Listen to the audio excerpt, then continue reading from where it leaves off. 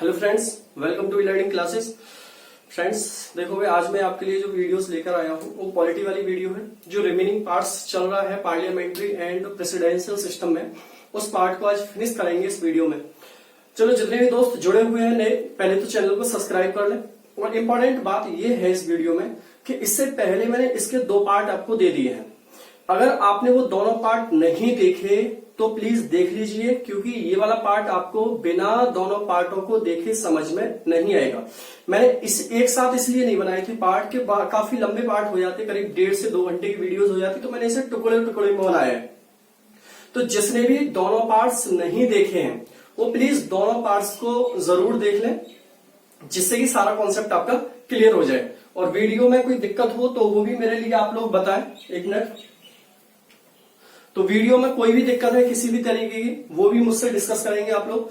तो शुरुआत करता हूं। आज मैं जो पार्ट मैंने पढ़ाया था लास्ट में, थोड़ा सा उसको मैं रिवाइज करते हुए कि लास्ट में हमने कहां पर छोड़ा था, और वीडियो को कंटिन्यू करते हैं। देखिए, लास्ट में हम जो पढ़ा रहे थे दोस्तों, वो था आपका parliamentary and presidential. Parliamentary and presidential वाले में लास्ट में मैं आपको ये पढ़ा रहा था कि अमेरिका के अंदर जो एक तरीके से कहा जाए कि सरकार के बीच में जो बैलेंस वाला काम होता है, सरकार संसद के बीच में, सांसदों के बीच में जो बैलेंस वाला काम होता है, मार्केट के थ्रू होता है ज्यादा। वहां पर मार्केट के थ्रू जो काम होता है, इसे एक तरीके से ब्रोकर बोल सकते हो, या इसे दबाव समूह के रूप में भी यहां पर जाना जाता है। दबाव समूह कुछ होते हैं जो ये काम करते हैं, और ये कहा जाता है कि अमेरिका के अंदर ये दलाली वाला, राजनीतिक दलाली वाला जो काम है, ये बहुत ज्यादा मतलब अच्छा काम माना जाता है वहां के नजरिए से। मुझे लग रहा है लाइट कम हुई, अभी बताना मुझे, मैंने गेट थोड़ा सा ओपन किया है तो बताना लाइट ठीक है। तो वहां पर जो ये काम है दलाली वाला, राजनीतिक दलाली का, ये काफी अच्छा काम माना जाता है वहां पर। तो उसी में मैं बता रहा था आपके लिए लास्ट में कि भारत के अंदर भी ऐसा करने की कोशिश की गई थी, और ये केस बड़ा हाईलाइट हुआ था, और इसे नीता राडिया केस के नाम से जाना जाता है। नीता राडिया के जो हस्बैंड थे वो पैसा लेकर संसद में क्वेश्चन पूछाने का काम करते थे, लेकिन ये मामला लीक हो गया, और लीक हो गया तो मीडिया में काफी ज्यादा इसका कोहराम हुआ, और इसके बाद ये मामला काफी ज्यादा हाईलाइट हुआ। तो ये देखो, भारत के अंदर और ब्रिटेन के अंदर वैसे ये काम नहीं होता है, राजनीतिक दलाली वाला काम बहुत ज्यादा प्रभावी नहीं है। अमेरिका में बहुत ज्यादा प्रभावी ये काम होता है, लेकिन अगर आपके अंदर बैलेंस करने की ताकत है तो आप ये काम कर सकते हो। जैसे मैंने बताया था लास्ट वीडियो में कि यहाँ पर कुछ समूह हैं, कुछ ग्रुप हैं, कुछ ऑर्गेनाइजेशन है, ये काम करती हैं। जैसे मैंने नाम लिया था फिक्की, CII, और मैंने एसोचेम का भी नाम लिया था, और कुछ लेबर ऑर्गेनाइजेशन है जो ये काम करती हैं। ठीक है, तो हमने यहां तक सारी चीजें समझ ली थी। ठीक है, इसके आगे क्या है, इसमें अमेरिका के जो कॉन्स्टिट्यूशन में हम पढ़ रहे थे, उस अमेरिका के कॉन्स्टिट्यूशन में आगे क्या है उसको देखते हैं। देखो, अमेरिका के कॉन्स्टिट्यूशन में ये बहुत इंपॉर्टेंट चीज इंपॉर्टेंट है कि अमेरिका की जो ज्यूडिशरी है दोस्तों, ये बहुत इंपॉर्टेंट है। अमेरिका की जो ज्यूडिशरी है ये बहुत स्ट्रांग होती है। अमेरिका की जो ज्यूडिशरी है ये कमजोर नहीं है, स्ट्रांग है। जैसे ब्रिटेन में देखोगे, ब्रिटेन की ज्यूडिशरी बिल्कुल स्ट्रांग नहीं है, वो संसद को कुछ भी करने से नहीं रोक सकती है। लेकिन अमेरिका की जो ज्यूडिशरी है काफी ज्यादा स्ट्रांग होती है। अगर राष्ट्रपति कोई कार्य करे, राष्ट्रपति कोई कार्य करे और संसद कोई कानून बनाए, कोई लॉ पास करे, संसद कोई लॉ पास करे, और संसद ने जो लॉ पास किया है, ये लॉ ऐसा है जो संविधान का उल्लंघन करता है। जो संविधान का क्या करता है दोस्तों, संविधान का उल्लंघन करता है, ये एक ऐसा लॉ पास कर गया संसद ने। अगर ये सुप्रीम कोर्ट को इसकी पता चलती है कि संविधान का उल्लंघन किया है इस संसद ने इस लॉ को बनाकर, तो सुप्रीम कोर्ट इस कानून को असंवैधानिक घोषित कर सकता है। सुप्रीम कोर्ट इस कानून को, संसद के बनाए कानून को असंवैधानिक घोषित कर देगा। जो असंवैधानिक घोषित करने वाला जो प्रोसेस है दोस्तों, इसको जुडिशियल रिव्यू बोलते हैं। क्या बोलते हैं? Judicial review. Judicial review Hindi में इसको बोलते हैं न्यायिक पुनरावलोकन। न्यायिक पुनरावलोकन लोकन। ठीक है, थोड़ी बहुत आवाज आए तो एडजस्ट करना, ठीक है, अभी मैं यहां पर हूं तो थोड़ा सा आवाज आ सकती है आपके लिए। देखो जुडिशियल रिव्यू इसको बोला जाता है, न्यायिक पुनरावलोकन, जो असंवैधानिक करार दिया है अमेरिका की संसद ने उस कानून को। लेकिन क्या ये जुडिशियल रिव्यू की पावर हमारे देश के सुप्रीम कोर्ट को है दोस्तों? तो आपका आंसर होगा यस, हमारे देश में भी जुडिशियल रिव्यू होता है, क्योंकि हमने जो जुडिशियल रिव्यू एक्चुअल में अमेरिका से ही लिया है। हमारे देश के अंदर भी जुडिशियल रिव्यू होता है।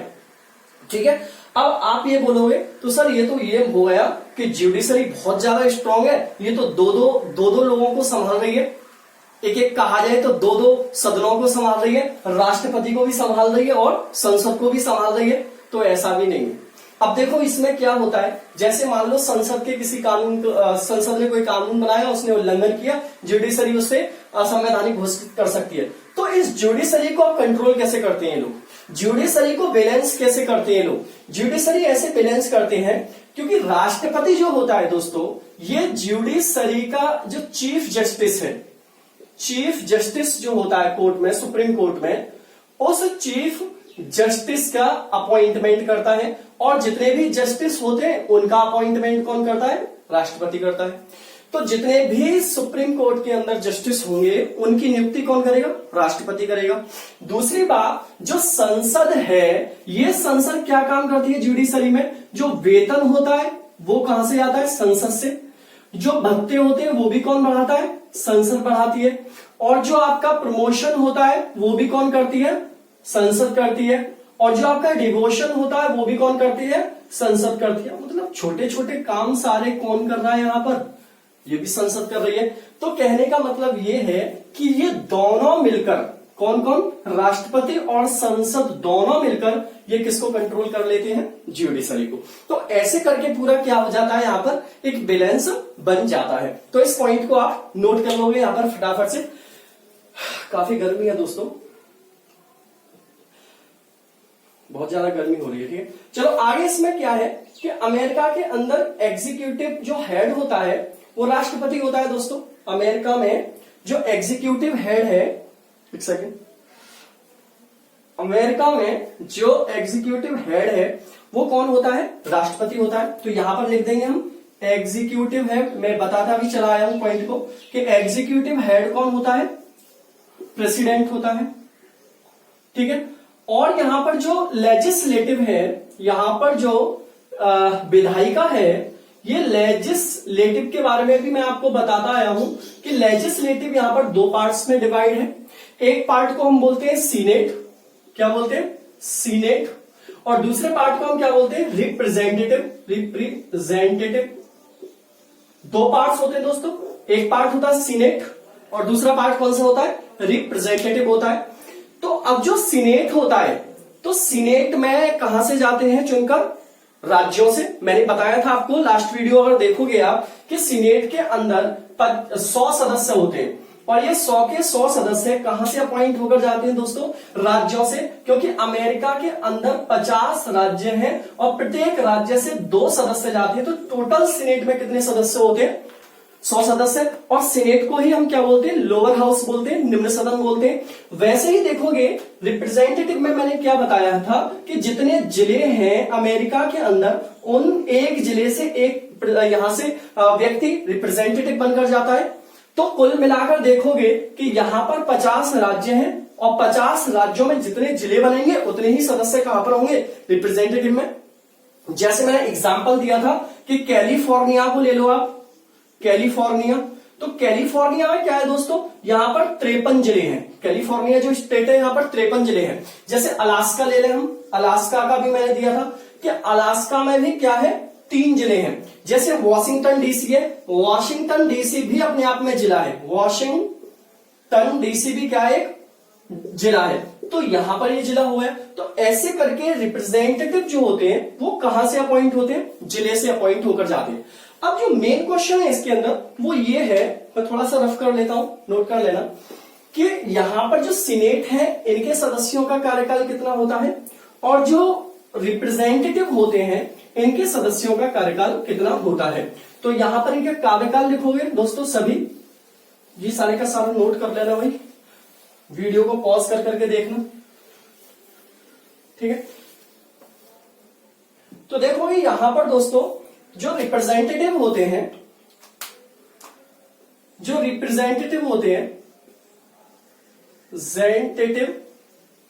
इनका कार्यकाल कितना होता है? 2 साल। और जो सीनेट में सदस्य होते हैं, सीनेट में उनका कार्यकाल कितना होता है? 4 साल होता है। कितना होता है? 4 साल होता है। तो एक ये इंपॉर्टेंट हो जाता है कि रिप्रेजेंटेटिव का कार्यकाल कितना होता है?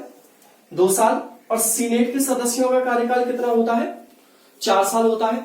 अब देखो बहुत इंपॉर्टेंट बात यहां पर यह है कि जब अमेरिका के अंदर राष्ट्रपति का चुनाव होता है, जब राष्ट्रपति के लिए वोट डाले जाते हैं, तो उसी टाइम पर अमेरिका में और व्यक्तियों को भी चुना जाता है, मतलब सभी व्यक्तियों को चुना जाता है। जैसे जब राष्ट्रपति के लिए वोट डालने जाओगे तो वहां पर आप सीनेट का भी चुनाव करोगे, वहां पर आप रिप्रेजेंटेटिव का भी चुनाव करोगे, वहां पर अपने राज्य के गवर्नर का भी चुनाव करोगे, वहां पर विधानसभा के विधानमंडल के जो सदस्य हैं उनका भी चुनाव वहां पर किया जाता है। तो ये भी बहुत इंपॉर्टेंट बात हो जाती है कि यहाँ पर चुनाव किस किस का होता है। तो ये पॉइंट भी नोट कर लोगे कि कौन कौन यहां पर चुनाव किया जाता है, ठीक है दोस्तों। अब यहां पर देखोगे जो चुनाव होता है कि यहां पर चुनाव हो गया भाई, सीनेटर का हो गया, रिप्रेजेंटेटिव का हो गया, या यहां पर गवर्नर का चुनाव हो गया, या फिर आपका विधानमंडल के जो सदस्य हैं उनका चुनाव हो गया। तो इनके चुनाव के लिए यहां पर जो वोट पड़ते हैं उन्हें एक्चुअल में इलेक्टोरल वोट बोलते हैं। क्या बोलते हैं हम? इलेक्टोरल वोट बोला जाता है। देखो जिस सदस्य के पक्ष में ज्यादा इलेक्टोरल वोट जाएंगे उसके जीतने के चांस उतने ही बढ़ जाएंगे। अब क्या है कि अमेरिका के अंदर 2 ही पार्टी है। देखो इस बात को ध्यान से समझना मैं क्या कह रहा हूं कि अमेरिका के अंदर 2 ही पार्टी हैं। एक पार्टी का नाम है यहां पर रिपब्लिकन, और एक पार्टी का नाम है दोस्तों यहां पर डेमोक्रेट। ये 2 पार्टी है यहां पर, एक का नाम है रिपब्लिकन और एक का नाम क्या है? डेमोक्रेट। अब इन दोनों पार्टी के जो नेता होते हैं ना, वो अमेरिका में घूम घूम कर, पूरे अमेरिका में घूम घूम कर इन दोनों पार्टी के नेता अपनी पार्टी के जो सांसद हैं उन्हें जिताने के लिए प्रचार करते हैं। मैं क्या कह रहा हूं कि रिपब्लिकन और डेमोक्रेट जो हैं ये 2 पार्टियां हैं। इन दोनों पार्टियों के जो नेता होते हैं वो पूरे अमेरिका में घूम घूम कर अपने सदस्यों को जिताने के लिए वहां पर चुनाव प्रचार करते हैं। जिनके ज्यादा इलेक्टोरल कॉलेज होते हैं, जिनके इलेक्टोरल कलीग्स ज्यादा होते हैं, जिनके इलेक्टोरल वोट ज्यादा होते हैं, उस पार्टी के जीतने की संभावना ज्यादा हो जाती है।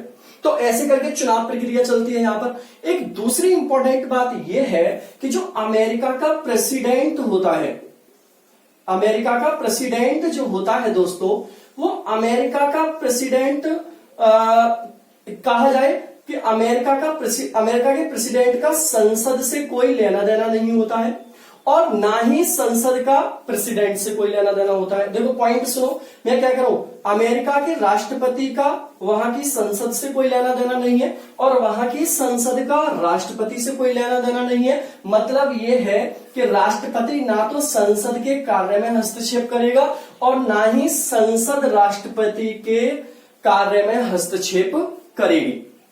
तो एक ये भी बहुत इंपॉर्टेंट यहां पर बात हो जाती है। लेकिन ये संसद जो है वो तब तक कोई काम नहीं कर सकती जब तक इसको कोई लॉ ना मिल जाए। भाई कोई भी संसद है वो लॉ के थ्रू काम करेगी और लॉ तब तक कोई लॉ नहीं माना जाएगा जब तक कि उस लॉ पर प्रेसिडेंट के सिग्नेचर ना हो जाए। जब तक प्रेसिडेंट के सिग्नेचर नहीं हो जाते कोई भी लॉ अमेरिका के अंदर लॉ नहीं माना जाता। और ये वैसा ही सिस्टम कहां पर है? बिल्कुल दोस्तों, भारत के अंदर भी ऐसा ही सिस्टम है कि यहां पर भी कोई लॉ नहीं माना जाता। अब इसको क्या बोलते हैं हम? Doctrine of separation of policy. ये जो मैंने बात बताई कि अमेरिका के राष्ट्रपति का संसद से कोई मतलब नहीं है, संसद का प्रेसिडेंट से कोई मतलब नहीं है, जब तक लॉ नहीं मिलेगा संसद कोई कार्य नहीं कर सकती है। तो इस वाले सिद्धांत को हम बोलते हैं doctrine of separation of policy, शक्तियों के पृथक्करण का सिद्धांत। हिंदी में लिखोगे इसे, शक्तियों के पृथक्करण का सिद्धांत। मतलब क्या है कि यहां पर लेजिस्लेटिव भी अलग होती है, यहां पर एग्जीक्यूटिव भी अलग होती है, और यहां पर ज्यूडिशरी भी अलग होती है। अमेरिका के अंदर तीनों संस्थाएं अलग अलग कार्य करती हैं। अब देखो, इसको लेकर आप ब्रिटेन की बात करोगे तो ब्रिटेन में सब मिक्सअप है, लेकिन अमेरिका में सब बिल्कुल अलग अलग है। तो कुछ इन दोनों को लेकर कुछ अच्छाइयां भी होती हैं और कुछ बुराइयां भी होती हैं। अच्छाई एक यहां पर यह होती है कि संसद सरकार को कंट्रोल करती है, संसद सरकार को कंट्रोल करती है, यानी कि जो विधायी शाखा है वो कार्यपालिका शाखा को नियंत्रित करती है। जो लेजिस्लेटिव है वो एग्जीक्यूटिव को कंट्रोल करती है। लेकिन यहां पर ऐसा नहीं है, ठीक है। जब यहां पर ऐसा नहीं है कि जब संसद का सरकार पर कंट्रोल नहीं होता है तो सरकार की गर्दन पर हर वक्त तलवार लटकी रहती है। अभी सरकार है, कल होगी नहीं होगी कुछ पता नहीं है, किसी भी टाइम सरकार गिर सकती है। मतलब सरकार के अंदर स्टेबिलिटी नहीं होती है। अमेरिका में संसद का कंट्रोल है, वहां पर नियंत्रण है, ठीक है, वहां पर नियंत्रण है, इसलिए वहां पर फिक्स टर्म ऑफ पॉलिसी है। राष्ट्रपति वहां पर 4 साल तक कार्य करेगा ही करेगा। अब ऐसा नहीं है कि उसके लिए इम्पीचमेंट नहीं आएगा, इम्पीचमेंट आ सकता है दोस्तों, लेकिन बहुत रेयर केस में वहां इम्पीचमेंट पास हो पाता है जब आपने बहुत ज्यादा कोई बड़ा उल्लंघन कर दिया हो। अदरवाइज तो अमेरिका में राष्ट्रपति 4 साल अपने पूरे करके जाता है, और जो व्यक्ति एक बार राष्ट्रपति पद के लिए अपॉइंट होगा वो दूसरी बार तो हो सकता है खड़ा राष्ट्रपति पद के लिए, 2 बार से ज्यादा कोई भी व्यक्ति राष्ट्रपति के पद का चुनाव नहीं लड़ सकता है अमेरिका के अंदर, ठीक है। अब देखोगे यहां पर ये नियंत्रण वाली बात है। एक जाहिर सी बात यह है कि जब सरकार के अंदर स्टेबिलिटी नहीं होगी, सरकार में जब कंटिन्यूटी नहीं होगी, कंटिन्यूटी ऑफ पॉलिसीज नहीं होगी सरकार में, तो वो वाली कंडीशन आ जाएगी कि मोदी सरकार कुछ, वेस्ट बंगाल की सरकार कुछ, असम की सरकार कुछ करेगी, तो सारी चीजें क्या हो जाएंगी, यहां पर तितर बितर होती चली जाएंगी। तो इसी को हम बोलते हैं कि पूरी के पूरा सिस्टम अमेरिका का, ब्रिटेन का और भारत का किस तरीके से चलता है। तो अब अमेरिका में जो सिस्टम है दोस्तों, वहां पर क्या है कि वहां सिर्फ 2 ही पार्टी हैं, जैसे मैंने नाम लिया रिपब्लिकन और डेमोक्रेट। तो यहां पर सिर्फ पार्टियों की ही नीति चलती है, यहां पर पार्टियों का ही रूल चलता है। यहां प्रेसिडेंट बदलने से कोई फर्क नहीं पड़ता है, यहां नीति पार्टी की चलती है। अभी रिपब्लिकन पार्टी काम कर रही है, कल रिपब्लिकन पार्टी चली जाएगी, डेमोक्रेट आएगी, डेमोक्रेट पार्टी यहां से छोड़ के गई थी नीति को, वहीं से कंटिन्यू कर देगी। लेकिन अपने देश में क्या है, सपा कुछ, बसपा कुछ, कांग्रेस कुछ, बीजेपी कुछ, टीएमसी कुछ, जेडीयू कुछ, तमाम बवाल पड़े हुए हैं। तो इससे लेकर यहां पर क्या है कि बहुत ज्यादा पंगा हमारे देश में होता है। वहां 2 ही पार्टी होती है, इसलिए नीतियों पर ज्यादा फर्क नहीं पड़ता है, राष्ट्रपति के पद को बदलने से फर्क नहीं पड़ता है। पार्टियां आती हैं, अपनी नीति कंटिन्यू कर लेती है, दूसरी पार्टी आती है, अपनी नीति यहां पर कंटिन्यू कर लेती है। देखो यहां पर कंटिन्यूटी है, ठीक है, स्टेबिलिटी है, लेकिन जहां पर कंटिन्यूटी नहीं होती, यहां पर स्टेबिलिटी नहीं होती, वहां पर बारंबारता टूट जाती है। उसे बोलते हैं हम अनकंटिन्यूटी पॉलिसी। क्या बोलते हैं हम? अनकंटिन्यूटी पॉलिसी। कुछ अच्छाई होती है, कुछ बुराई भी होती है। अब देखोगे दोस्तों, इसमें बुराई क्या है? इसमें बुराई यह है कि सरकार जब संसद के कंट्रोल में ना हो, ध्यान से सुनना, मैंने पहले बोला लेक्चर है सिर्फ ये, यहां लिखने का बहुत ज्यादा नहीं मिलेगा। सरकार जब संसद के कंट्रोल में ना हो तो सरकार बेलगाम घोड़े की तरह हो जाती है, वो मनमाने ढंग से कार्य करती है, और ऐसी कार्यपालिका को अनियंत्रित कार्यपालिका कहा जाता है। कैसी कार्यपालिका? अनियंत्रित कार्यपालिका कहा जाता है। अब देखो बड़ी बात यहां पर क्या आती है कि एक अमेरिका की कार्यपालिका लेजिस्लेटिव है और एक ब्रिटेन की कार्यपालिका लेजिस्लेटिव है। दोनों में काफी सारा डिफरेंस है। संविधान हमने काफी जगह से लिया है, तो हमने कहां से कितना लिया है? अमेरिका से ज्यादा लिया है या हमने ब्रिटेन से ज्यादा लिया है, या दोनों के रूल्स को हमने 50-50 लिया है? तो देखोगे यहां पर दोस्तों, हमने दोनों की पॉलिसीज को अपनाया है, लेकिन ज्यादा जो प्रभाव है हमारे संविधान पर वो किसका है? ब्रिटेन का। हमारे संविधान पर जो ज्यादा प्रभाव है वो ब्रिटेन का है, लेकिन हां, हमने एक चीज अमेरिका की फुलफिल ली है, और वो मैं शुरू से अभी बात करता चला आया था इस चैप्टर में, वो है ज्यूडिशरी। क्या है? ज्यूडिशरी। ये हमने किसकी ली है? अमेरिका की ली है। देखोगे, हम लोग संसदीय व्यवस्था के लोग हैं, हम लोग संसदीय व्यवस्था के लोग हैं, राष्ट्रपति रखते हैं। लेकिन हमारे यहां पर अगर देखोगे, लेजिस्लेटिव और एग्जीक्यूटिव के बीच में हमारे यहां एक क्लोज रिलेशनशिप है। हमारे यहां जो विधायिका है और जो कार्यपालिका है उसमें क्लोज रिलेशनशिप होती है। यहां पर जो लोग संसद में है वो सरकार में है, जो लोग सरकार में है वो संसद में है। लेकिन ज्यूडिशरी को अगर इसमें मिलाओ तो ज्यूडिशरी ना तो संसद में होती है ना सरकार में होती है। ज्यूडिशरी बिल्कुल अलग थलग होती है। ज्यूडिशरी सरकार से और संसद से नहीं होगी। अब देखो, बात यहां पर यह आती है कि अमेरिका के राष्ट्रपति का अगर देखोगे तो उसका, मैंने बोला, पार्लियामेंट से कोई मतलब नहीं है, संसद से कोई मतलब नहीं है, और संसद का राष्ट्रपति से कोई मतलब नहीं है। अब देखो, मान लो हमारे देश के अंदर सरकार चल रही है और कोई कारण ऐसा आ जाए कि सरकार के पास अल्पमत हो जाए, सरकार गिर जाए, प्राइम मिनिस्टर अपना रिजाइन लेटर दे दे, सरकार खत्म हो जाए, तो ऐसी कंडीशन में देश कौन संभालेगा? हमारे यहां पर कौन संभालेगा देश की व्यवस्था को अगर अचानक से ऐसी कंडीशन आ जाए? तो अभी आप सोच रहे होंगे, सर हमने तो पढ़ा है राष्ट्रपति, लेकिन राष्ट्रपति का अगर देखोगे, जैसे मैं पढ़ाता आ रहा हूं सिस्टम आपके लिए, कि ये तो हमारा जो राष्ट्रपति होता है वो तो प्रेसिडेंशियल पार्लियामेंट्री होता ही नहीं है ना, तो फिर कैसे? तो देखो, ये यहां पर बड़ी टेक्निकल चीज है, इसको समझने वाली है। और इसी टेक्निकल की वजह से डॉक्टर भीमराव अंबेडकर का बहुत नाम है। ऐसे ही नहीं है कि उनको फादर ऑफ कॉन्स्टिट्यूशंस क्यों कहा जाता है, बहुत कुछ है उन्होंने दिया है। यहीं पर लगाई उन्होंने इंजीनियरिंग अपनी, और उन्होंने अपनी इंजीनियरिंग लगाते हुए क्या देखा कि राष्ट्रपति का जो पद है अमेरिका के अंदर, उन्होंने देखा कि भाई हम राष्ट्रपति का पद तो ले लेंगे, लेकिन जो व्यवस्था है वो व्यवस्था हमको पसंद नहीं है। राष्ट्रपति के जो पद की व्यवस्था है, राष्ट्रपति का पद ले लेते हैं वहां से। और जब राष्ट्रपति का पद हमने वहां पर ले लिया तो हमने आर्टिकल 53, ध्यान से सुनना मैं क्या कह रहा हूं इस बात को, कि आर्टिकल 53 के तहत राष्ट्रपति को हमने किसका सदस्य बना दिया? कार्यपालिका का। किसका सदस्य बना दिया? कार्यपालिका का हेड बना दिया इसको। आपने पढ़ा है ना आर्टिकल 53 में कि राष्ट्रपति एग्जीक्यूटिव का हेड होता है, कार्यपालिका का हेड होता है, हेड बना दिया यहां पर।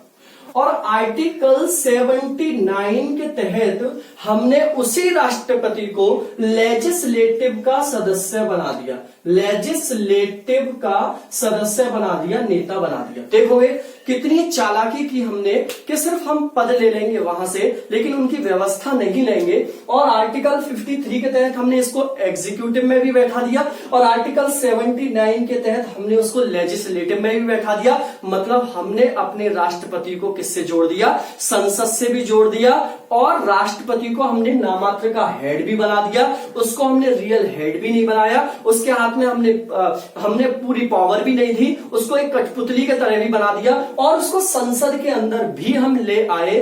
तो मतलब क्या हुआ? अगर हमारे यहां पर कभी भी सरकार जाती है, चाहे अल्पमत में आती है, चाहे प्रधानमंत्री रिजाइन देता है, चाहे अविश्वास प्रस्ताव से जाती है, तो ऐसी कंडीशन में हमारे यहां पर जो पद संभालेगा वो कौन संभालेगा दोस्तों? राष्ट्रपति। कौन संभालेगा? राष्ट्रपति। तो मेरे ख्याल से आपको ये जो टॉपिक मैंने आज कंप्लीट किया है बहुत समझ में आया होगा, काफी लोगों को काफी अच्छा भी लगा है। तो देखो अब क्या करना है आपको, आपने चाहे भले ही तीनों वीडियो देखी हो एक एक करके, अब मैं जो बोल रहा हूं उसके ध्यान से सुनना। अब तीनों पार्ट को अब कंटिन्यू करके देखो, आप तीनों पार्ट को लगातार देखो। मैं गारंटी से कह रहा हूं आपको, अमेरिकन, ब्रिटिश और इंडियन पार्लियामेंट्री और प्रेसिडेंशियल सिस्टम से एक भी क्वेश्चन आपका बाहर नहीं जाएगा। चलो दोस्तों, वीडियो को ज्यादा से ज्यादा शेयर करना और चैनल को सब्सक्राइब करना। लेता हूं मैं आपसे विदा यहीं से। Tata, bye bye and take care.